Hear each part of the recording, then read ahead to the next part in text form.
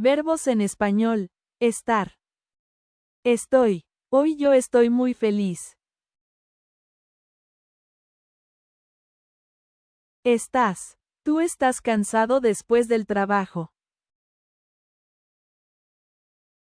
Está. Él está en casa viendo una película. Estamos. Nosotros estamos en el parque con amigos. Están. Ellos están listos para la cena.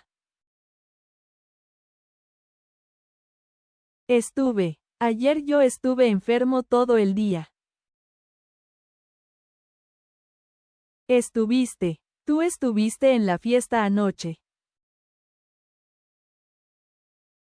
Estuvo. Ella estuvo muy ocupada con el proyecto.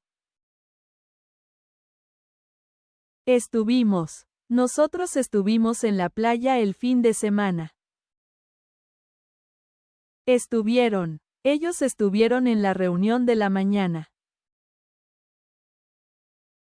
Estaba. Yo estaba triste cuando te fuiste.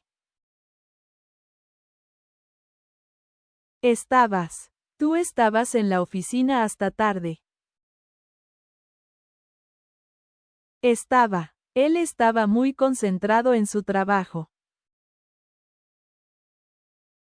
Estábamos. Nosotros estábamos juntos en la escuela. Estaban. Ellos estaban cansados después del viaje. Estaré. Mañana yo estaré en la conferencia. Estarás. Tú estarás en casa esta noche. Estará. Ella estará contenta con el resultado.